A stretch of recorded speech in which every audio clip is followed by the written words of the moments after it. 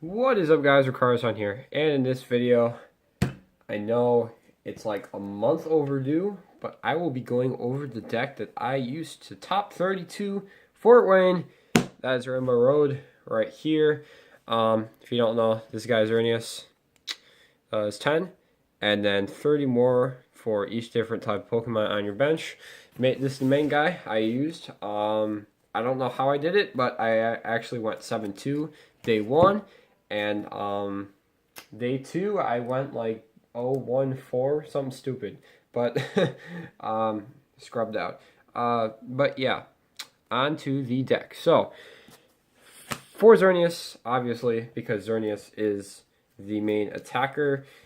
Some people run 3. I don't know why. 3 is bad.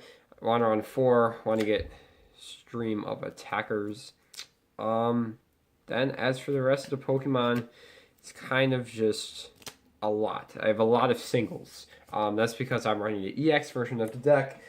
I think I'm the only one who was in Top Cut that used EX Rainbow Road. The other 3 guys used Galvantula. They did really well with it. Obviously, they did better than me. One made top 8. But anyways, onto the massive amount of singles. Oh yeah, and I forgot to mention, my version, actually, there was like an ARG tournament in Orlando, and the guy actually used my version of Rainbow Road with like 2 cards. He had an Olympia or whatever. So yeah, that felt pretty cool, to say the least. On the singles, we have Jolteon EX. Some people run them just so they can get that free retreat. Obviously, all these cards I'm showing you are going to be different types to power up Rainbow Force. But anyways, Jolteon, I do love the free retreat. I love that he's an EX. He can be searched out with Hoopa. But I also use him for Flash Ray. And as you can see, I only run 1 Lightning Energy in this deck. Because I couldn't find room for more. I guess that's the only reason. But yeah, Jolteon, really solid card. I would really consider running 2. I just love Jolteon so much. Unfortunately, I am broke and cannot afford 2 Jolteon. Anyways, I probably should mention Hoopa first. Do run 1 Hoopa. Like I said, probably run 2. It's not that I'm broke because Hoopas are like $10 or something. But Hoopa kind of the star of the deck other than Xerneas. Scoundrel Ring lets you, when you put it down, search for 3. Usually I grab Jolteon, Volcanion, and then Shaman. But that's just me. But yeah, Hoopa insanely good. If Hoopa's prized and you're like, and you need something more than draw support, like you need types, which you always need in this deck. I've been to a couple games at regionals where it's kind of like Hoopa was prized, very awkward situation. Other times Hoopa was prized, and that did not really matter. Too many Hoopa starts. I don't know why I start with Hoopa so many times. I only run 1 of them. Get these straightened out here. But yeah, the next EX star of the deck, Volcanion. Definitely consider running 2 of this guy, considering how much Yveltal dominated the tournament. The first place, he ran Yveltal Garbodor, went undefeated, actually. And so Parallel City was huge with Yveltal. So I feel like a second Volcanion would be a worthy inclusion. I only ran the 1 because I felt like if you had a Volcanion start, and because there was so much Yveltal, if they ran like the breakthrough one, and you just kind of had a Volcanion, you have to rely off of your like 1 escape rope, which is really, really kind of gimmicky in a way. So I only had 1 Volcanion, and 3 retreat also is really awkward. Like Hoopa with if I got trapped out, which I did a couple of times. I played so many rounds, like we got like 9 in day 1 and 5 in day 2, 14 rounds. It's absolutely plus the practice rounds, absolutely ridiculous.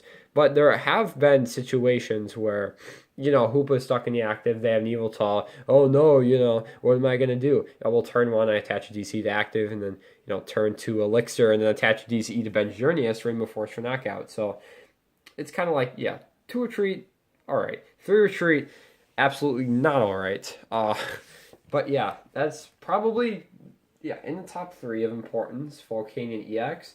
All right, now onto the final 4 singles. Which order do I? Okay, none of these are in order because these are all gimmicks. Actually, no. Genesect. Genesect actually not a gimmick. The other three are gimmicks. But Genesect EX extremely useful. People run this in the Givenchy version, but and this actually caught a lot of people off guard in the side tournament that I played, like the 8-man pod that I played on Friday, the day before the tournament started. My opponent was actually really caught off guard when they live sanded the Volcanion and I used Drive Change to put the float stone on him. It was actually kind of hilarious. So I don't know if I appreciated Genesect more because of the surprise factor or because of the utility. I'm I'm still sort of debating that because he was actually amazing in both. Um, and yeah, again, different type, metal typing. Uh, yeah, what can I say? On to the gimmicks. I will save the iconic gimmick for last because I guess I've been dubbed to use this one card. I'll save it for last. On to the less gimmicky gimmicks, but still gimmicks. One Flygon. So Flygon, I was testing Rainbow Road, and on PTCGO, I like all the times that I was testing Rainbow Road, and all the times I would say like a month before regionals, before Rainbow Road was like a tier one. Actually, no, this was like right before it was a tier one. God, everyone played Flygon, and everyone played Flygon and Umbreon. No, they played Flygon and they played Bisharp, and I was like, God, like what's not Volcanion? What's Flygon do? Like why is Flygon so amazing? Well, he has a type. I actually found out like Flygon. I don't know. He was kind of nice because he was an additional typing. That's really all I can say. His ability Voices of Sands when he's active, it's like an escape rope. Your opponent has to switch one of their Pokemon. It's decent. Like you would kind of expect like oh well can't you use this in like an Eviltal when they have you trapped up and you want to use all your tool cards. Yeah, but first of all, if they have an Eviltal Fright Knight in the active, why would you bring up Flygon? Like, that's the first question. And second of all, they're most definitely gonna have a second one. So why even bother? Apparently the guy who and I stand corrected, not top eight. They actually won. I don't know. They did well. They might have won, but using the guy who used my list, he actually said that Flygon was actually incredibly useful. Like he used it to like win games in the top eight and everything. Do I buy it? Probably. A couple niche scenarios. I don't know. He's nice when Parallel City comes out and you need to refuel your bench. But I mean, isn't that what the other Volcanions for? I don't know. But yeah. Final two gimmicks. We got Mew. Yeah, this one. If you were wondering, yep, he's reprinted in that one $80 box that people buy for some reason because it has a fancy art Mew and everything. Mew, the logic behind this guy, not for another type because obviously we have Hoopa. So why play Mew? Well, Mew is pretty much used, to put it simply, to get it off of Hoopa. There were way too many times, and I mean like way too many times, where I had like an Elixir, a DCE, and a Hoopa in my hand. Like those three cards. And it was like absolutely ridiculous. So it was like, was I gonna like Hoopa and then, I guess I could put him on the Jolteon. That's not the best example. I guess the best example, like if I had a Sycamore, a Hoopa, and then like I don't know. If I had a full hand, I can't recall any specific examples, but pretty much when if you don't have Xerneas, you have a bunch of Fighting Fury Ball, Elixir, whatever DCE in your hand, and you don't want to discard them off a Sycamore or Ultra Ball or whatever. You got Mew, not the most reliable guy in the world because he's an EX. And that's why everyone's like, why don't you play Mew from Sea Siege? Well, because he's not EX. And you can't grab with Hoopa. I use Hoopa. Hoopa is like the masterpiece of this deck. And grabbing Mew off of that is absolutely huge. Now, have I copied anything else but Rainbow Road? As a matter of fact, yes, I have. I was playing with my good old friend Pokemaster Kenny, and this was like the night. Was it the night before? It was the night before, I think. Um, and I actually copied his Despair for knockout because I didn't have any Xerneas in play, and that was the funniest thing ever. I Despair for game. But yeah, on to the gimmick of the deck. This guy right here, Shaymin EX Generations. Yep, a lot of people were just like, "Yo, is that the right Shaymin?" Like, you all right, man? You playing the right Shaymin? Like, yeah, no, this is the right Shaymin. Guys don't know his ability, Aroma of Gratitude, heal 20 from when you bench Pokemon. I get a lot of questions about this guy, like, oh, why, just why? First of all, Grass typing, blends in well with Xerneas. All right, got one more typing, but it's 110 HP Shaymin. Oh, you know what else is 110 HP Shaymin? Oh, I don't know. Maybe the actual Shaymin that everyone plays. So, that wasn't really a liability, or that wasn't really an issue. I was actually arguing with Kenny for a really long time that this card was garbage. Absolute garbage. I played Trevenant instead with Rainbow Energies. When I first played Rainbow Road, I told him that this card was absolute trash because I'm just like, well, you have your Roaring Sky Shaman, and, I'm not going to get an argument. But that is before Yveltal was the top deck. And I guess I may have been right. It may have been garbage. Because my logic was, I think the top decks when we were arguing was Mega Ray and Mewtwo. And, taking one-hit KOs, when would you ever need Aroma of Gratitude? When? And I guess there's no answer to that question. But because Yveltal is a top deck, Aroma of Gratitude, God, most clutch ability, especially it doesn't even have to be Yveltal, just late game anything. You can just if you're just attacking with Xerneas and it's a really slow game with Yveltal or something, and it's late game, you just heal your bench off, and it's not fast, but if it's late game, it's slow. So takes time. You heal your Pokemon. But anyways, you have your Fright Knight Yveltal. You guys don't know. Let me see. I probably have the card in. I made an Yveltal deck. Don't judge me, please. The first deck I actually played ever, which was Nationals last year. So Nationals 2015. That was my first time playing Pokemon in an actual tournament. I played Yveltal EX. I played Yveltal Garb. That was the funniest thing ever. And then I come to regionals, I see Yveltal Garb, which is my first Pokemon deck. But yeah, Fright Knight Yveltal, the epitome of the entire metagame. Fright Knight. So yeah, you have your opponent has this guy, Pitch Black Sphere, hit the Xerneas, hit one of your mini EXs.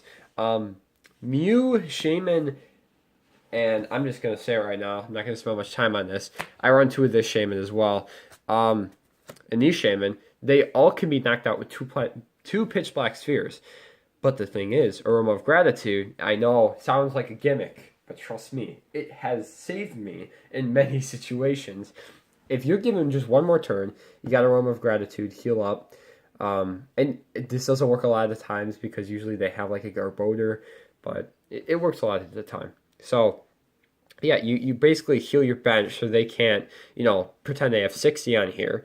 You usually, okay, you want a demonstration. All right, so you have Yveltal, right? And then you have I don't know, Shaymin active, whatever. And then, not the best example, you have a Genesect in the active. This is your playing field. They're going to do Pitch Black Sphere, right? They're going to do 60, they're going to do 60. So what are they going to do next turn if you do not have this guy? If you don't have this guy, they can just 120, knock him out, right?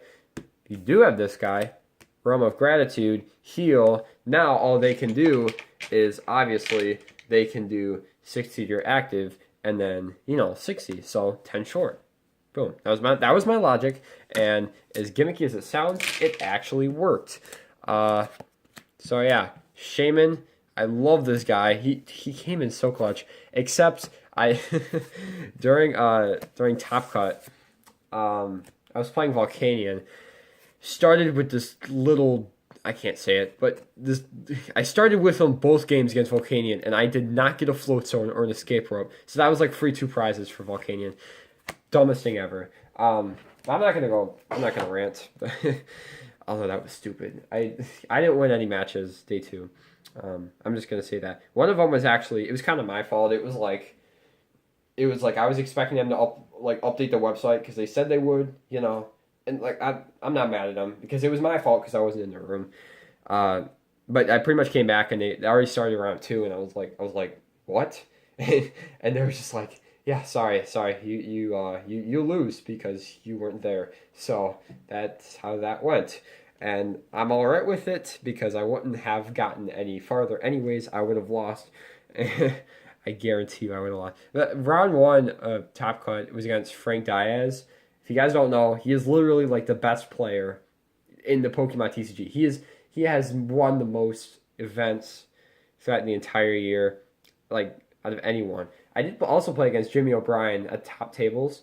I beat him 2-0 only because I wouldn't say it's because he had a crappy hand, because I had a even crappier. I could not do anything. I was top decking for like the first four turns of my game against Jimmy.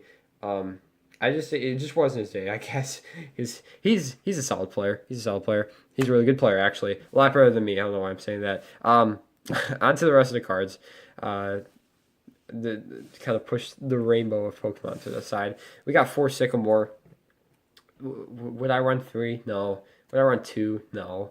You need 4 Sycamore. This deck is way too speedy. You need to be, and like if you want to go more conservative, I run 2N, and you could go 3-3, which I was considering. I don't know. Would I have gone 2-3 or 3-3? You can go. I'll tell you this. You can go 4-3. That's always an option. I just like N. Like in this deck, N isn't a good card generally because you are generally the one taking turn one knockouts and shenanigans and all that, and your opponent is usually just sitting there in shock and not knowing what to do, and you're taking all these prizes and they're still trying to comprehend why they haven't attacked yet. And you have to have 2. You cannot cut N down to 1. It's just such a good card. If it doesn't go your way, then you got to turn it around. 2 Lysander, like N, you cannot run 1 because if it's prize and you need it, and this kind of goes for all decks. If you run 1 Lysander and you don't run and you're not playing Night March, generally a bad decision in this metagame. So you're always going to want to run 2 Lysander. 1 Brock's Grit. Now this card also I've gotten a lot of critique on. Why don't you play Super Rod? Oh, I don't know. Maybe it's because I run let's see, 1, 2, 3, 4, 5, 6, 7, 8, 9. I run 13 Pokemon. And I also run, I don't know why I can't remember. I think I run 9 basic energy. So that's like 22 things that I can shuffle with Brock's Grit. Now, obviously, I'm not going to be shuffling 22 at any given time, because if I didn't have any Pokemon, I'd lose. But Brock's Grit, I feel like it came in really clutch late game. Now that I think about it, because actually, this is the second time recording this video. I'm going to be straight with y'all, but because the first time I recorded in 60 frames per second, got split into 2. I was too lazy to put them together. That's why this video is so late. But anyways, it's I felt like the coolest guy ever when I could Brock's Grit and my deck was at a size of 2, and I could Brock's Grit 6 cards in to make my deck 4 times bigger. That was the best feeling ever. The only thing is, did that really do much for me? I don't know. I think in some cases it was pretty clutch. It was good. In other cases though, not so much. I guess the problem with Super Rod that I have is that you discard an early game, which happens way too much. You can't get it back late game. And I guess if you played a second Volcanion or something, then you could probably swap it out for Super Rod. But with this particular build, I think Brock's Grit takes it just by a little bit, not too much. But yeah, there's Brock's Grit. We're on 4 Ultra Ball. That's the standard. 4 Versus Seeker. Yep. 3 Trader's Mail. Kind of a filler card. The only reason I run 3 and not drop train, because I know Yveltal players drop train mails for consistency. This deck, if you not if you go second and you don't knock out turn two, like, or turn one, turn two. You're going second and it's turn one for you. If you don't get a turn one knockout, there is something wrong.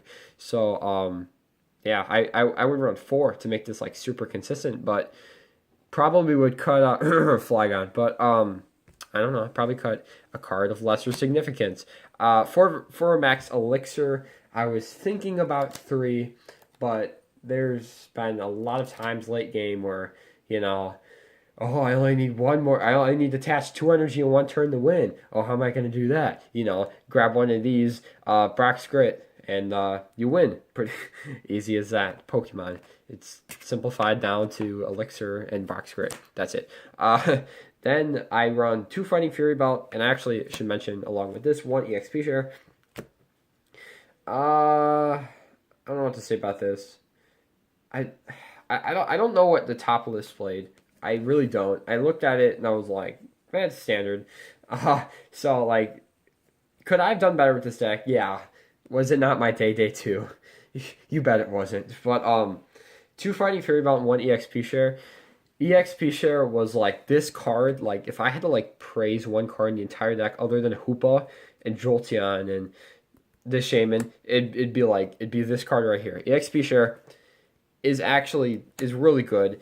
I remember like consistently putting like EXP share onto Jolteon just so I could get that extra fairy energy because normally he had like a lightning and a fairy like because like I'll justify why it's not a lightning in the DCE. Usually early game I elixir.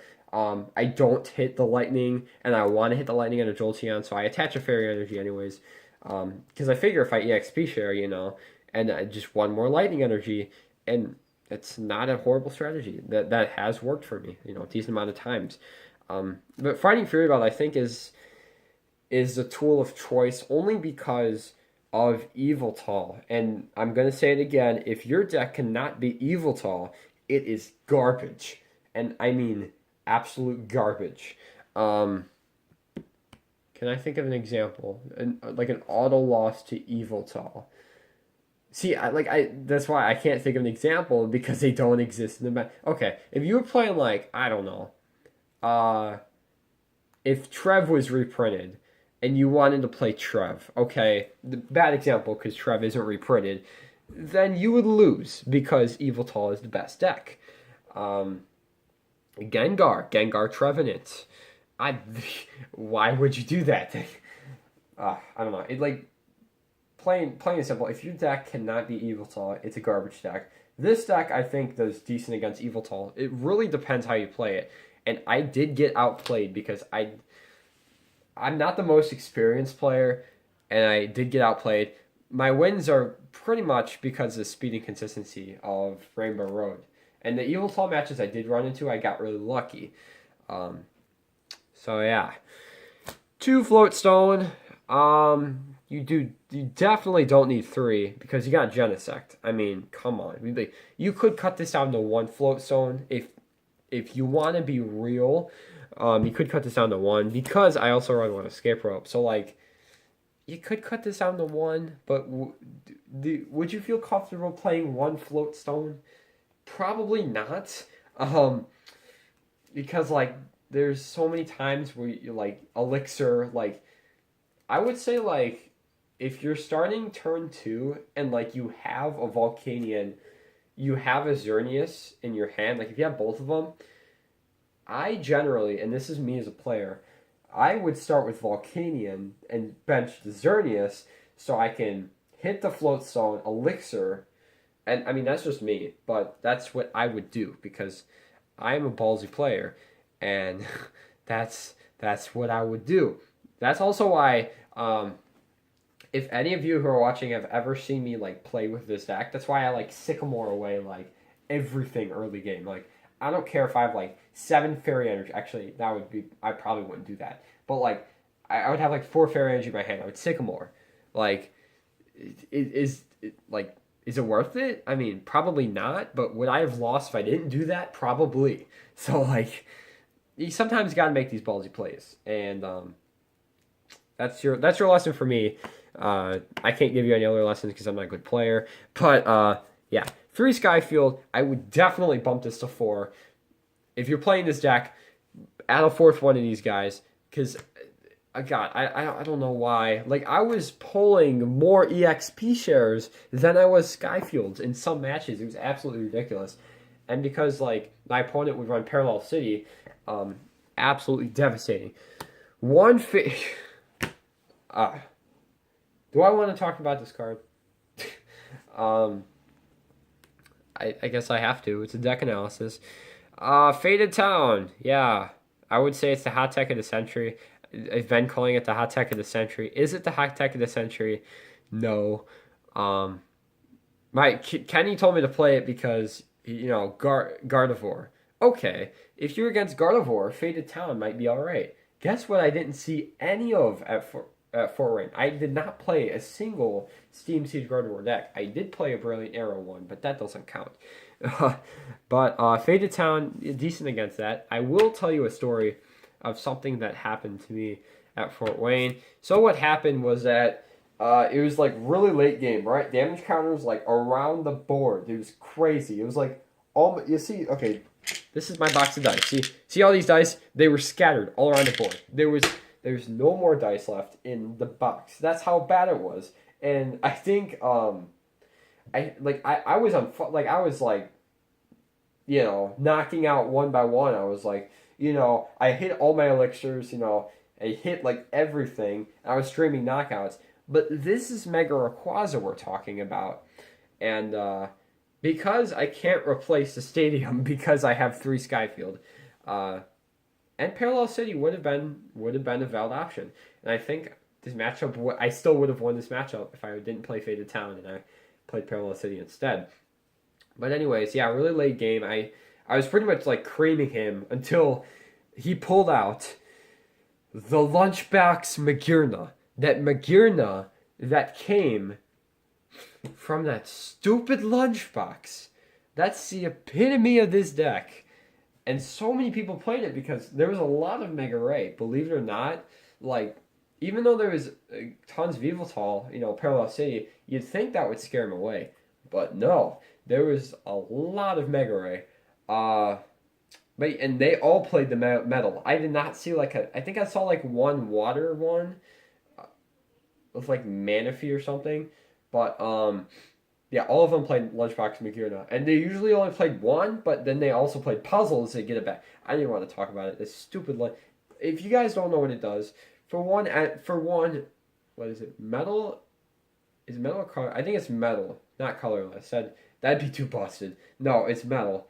And that's why they play Metal Energies. Yeah, and like the Rayquaza players, they wouldn't just play Lunchbox Magearna. They'd play like Magearna EX and maybe like a Cobalion. I think one guy in Top Cut I played Cobalion.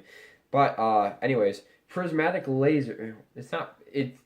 Prismatic Laser. That's Necrozma's move, fellas. No, Prismatic Wave or something like that. Correct me in the comment section if I'm wrong. I'm not going to look it up. It does 20 times the number, ready for this, of different Pokemon types you have on your bench. If this isn't a straight up Xerneas counter, I don't know what is. I just simply, or not just Xerneas, Rainbow Road. If this is not a Rainbow Road counter, I do not know what is. So they would just pull this thing out, and they would just like, all right, I can like EXP share or shenanigans. Sure, I can do that. When it comes down to it, though, they only need 1 energy, and I need 3. And I need types on my bench, but that thing only has 90 HP, and I don't want to talk about it anymore. It's absolutely horrible. But yeah, Lunchbox Magearna. What was I saying? Back to the Rayquaza match. So yeah, this Lunchbox Magearna was like I was like creaming him, but then he came back really quickly with this Lunchbox Magearna. It came down to I had 1 prize left, and mind you, I had 1 prize left when he had like 4 prizes, but he kept like I could not find a way to knock him out because he kept like streamlining knockouts of my Xerneases, and even when I like promoted Jolteon, he would like pull Lysanders out of his butt or something. It was crazy. But anyways, it came down. to where I had a Jolteon with, like, of course, a gazillion damage counters on it. So if he Emerald Break one more time, I would have lost.